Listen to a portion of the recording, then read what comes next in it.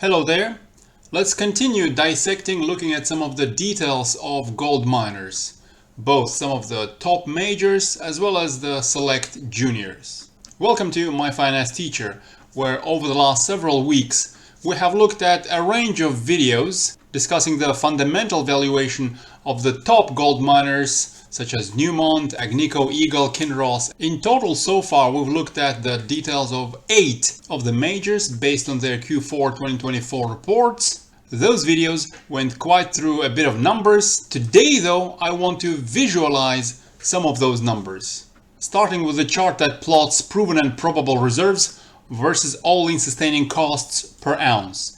And as for reserves, that gold equivalent ounces, including the reserves of gold, silver, as well as copper.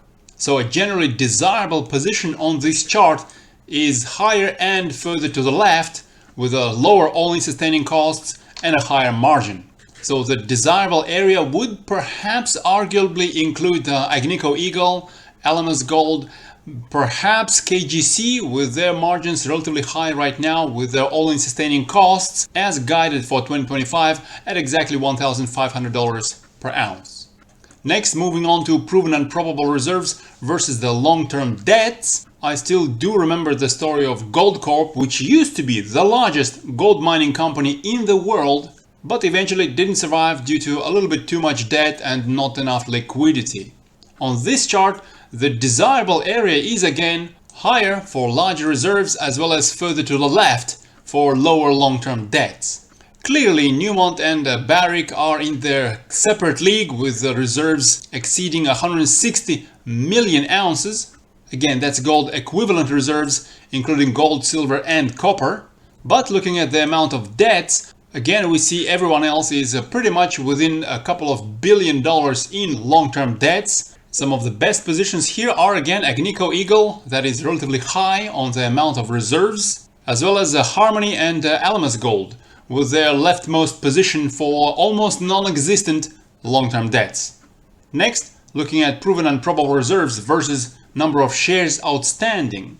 In this case, basically if you divide the vertical axis by the horizontal axis, that would generally show you the amount of reserves you are purchasing in the ground for each share of these majors.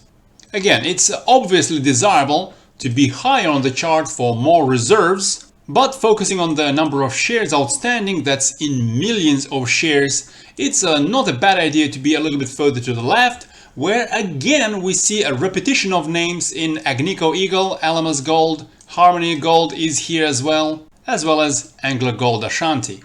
Talking about these millions of shares outstanding, only a fraction of those would be held in the hands of the insiders. It's not a bad idea if insiders hold a larger percentage of their shares outstanding, as that would align the incentives of the management with those of the general shareholders.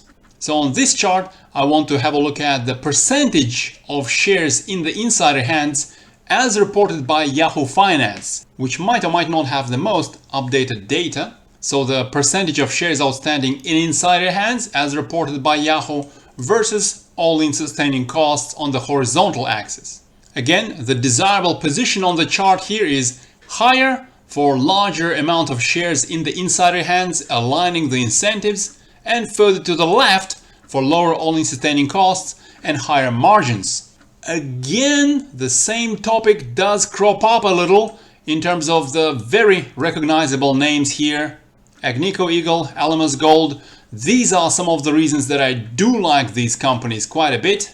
And in the most recent years, KGC has been doing relatively well as well.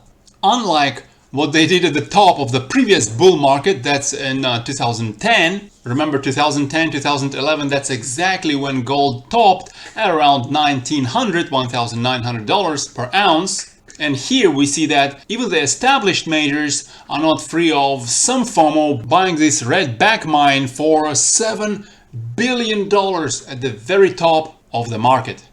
Again, in the last few years, KGC has actually done relatively well. But of course, that's only my opinion. Let me know which other majors do you like and why do you like them. As for the majors, that's probably enough about them. Let's move on to some of the select juniors. Remember, we discuss many more of those juniors at myfinanceteacher.org in this category, Juniors in Metals. Today though, only a bit of a simple illustration of dilution versus their market cap.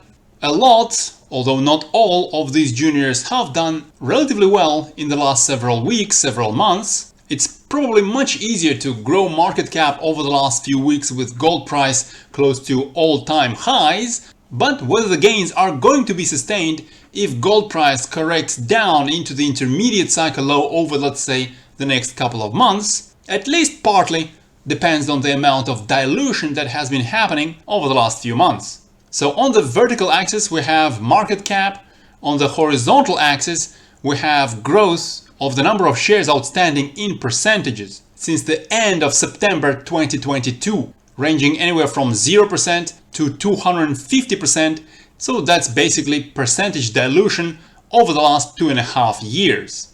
As this is only the current market cap, the desirable position on the chart in terms of the verticals is a little unclear. It depends on historic market cap. Of course, we do want market cap to increase over time, but it's not shown on this chart. So focusing on the horizontal line, looking back over the last 2.5 years, we want dilution to be somewhat limited. Hence, we want to be generally skewing towards the left side of the chart, where we see Snowline and Southern Cross. Those have done relatively well recently. Dolly Varden hasn't done badly either, but silver needs to catch up a little bit with the most recent performance in gold. Newfound Gold, backed a lot by Eric Sprott, might have recently provided a bit of a buying opportunity, again discussed at myfinanceteacher.org. And we also see Inflection, Eloro and Nevada King here that have maintained under 40% dilution over the last 2.5 years. For much more details on these juniors, as well as for the prospects for their performance, make sure to join us at myfinanceteacher.org and check out these juniors in metals category. Have a terrific Tuesday. Bye bye.